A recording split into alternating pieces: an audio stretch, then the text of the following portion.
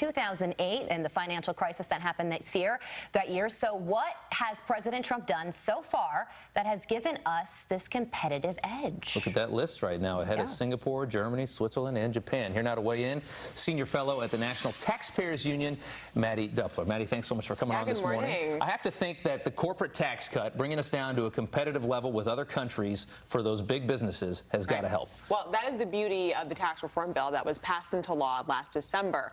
All of last year, President Trump was adamant. He said there are two goals for tax reform. One is to deliver a middle-class tax cut for all Americans, and the other one is to make America competitive again. And you're right, that corporate tax rate cut was so crucial to making sure that the United States could compete on the global scale, and you're seeing that on that list now. And like you said before, this is the first time since 2008 that we've seen the United States start to emerge as the leader on competitiveness. The World Economic Forum that put out that list said that not only are those changes to public policy super important, but also this entrepreneurial spirit in the United States. And how our public policy supports that is crucial to creating a competitive environment. Now, former President Obama, a couple weeks ago, he said, well, you know, the economy's doing so well now because of what I did when I was in office.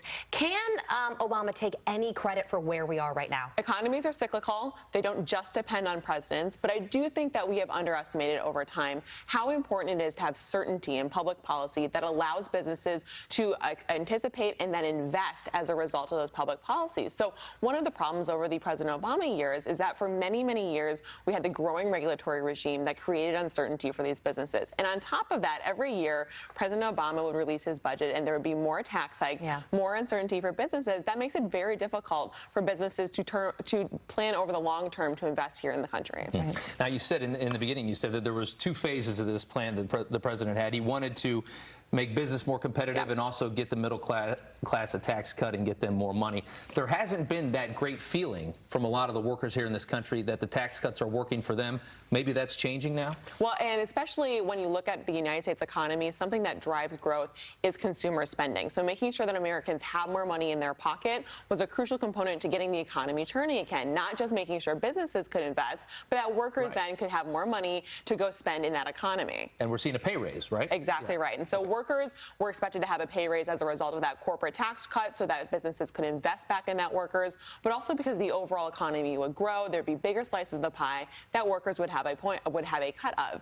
And because the labor market is so tight now, workers are going to see some of those benefits as well. In the last quarter, we saw wages start to rise 3.3%. We expect that, exactly. That's one of the biggest jumps we've seen in that quarterly data. And so moving forward, we hope to see more of that expansion for workers. And big news for steel workers as well. First wage increase in, what, 6 years? Well, and this was something that we see up and down income scales. When depending on what you're doing as a worker, you're still seeing some of that economic boost. Yes, let's look at some of these achievements here real quick, if we can pull it up, if we have enough time left. 3.3% raise for employees' weekly earnings. That's a pretty good number for a quarter.